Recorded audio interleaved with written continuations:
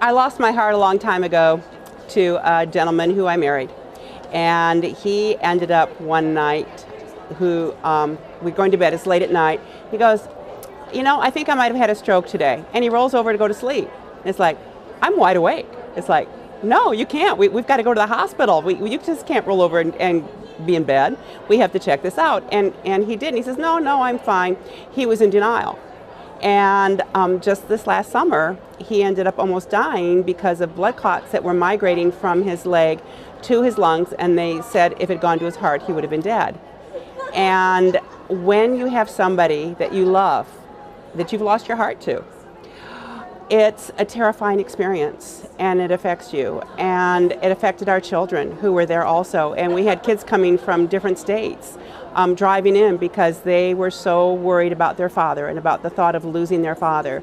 You cannot be in denial when you experience some sort of problem with your heart, because you have to have your heart to live.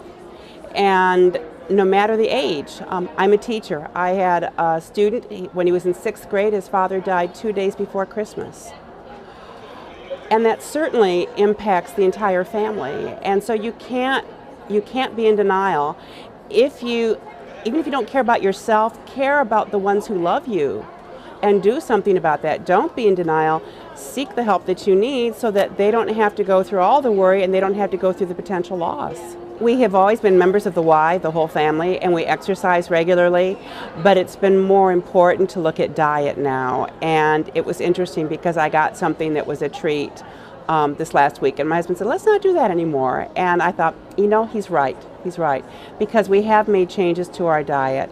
We're taking a look even at the oils that we cook with, and just little changes. Instead of frying things, you bake things. And so by changing our diet and by eating more heart healthy and looking at foods that are supportive of a healthy heart, that's been a huge change in our lives, and it's been an impact in our children's lives as well, because they're aware of what Dad should and shouldn't have, and me also. And so we're losing weight, which is a benefit as well. Makes it easier on the heart if you don't have to carry the extra pounds around. And so by changing the eating habits and by continuing to exercise and finding different ways to exercise also, because when there's a lot of snow on the ground, you may not be able to make it to the Y, but there's something you can do around the house and make those changes. And they might seem minor, but they add up, and they can add years to your life and reduce stress too for your family. I know with my husband, his parents, he's outlived both of his parents, and his parents both had heart issues.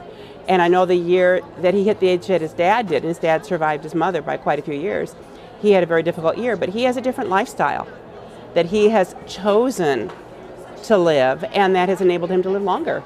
And the same thing for women. We've got to not be in denial.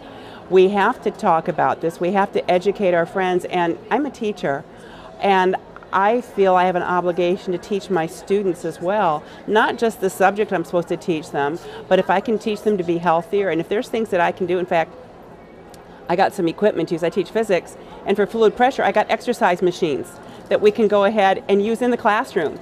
And if the kids want to come in during their lunchtime to do this, that's not during an actual lab that we're doing, they can do this, and they can maybe see the benefits of having some of this exercise and doing some of these things.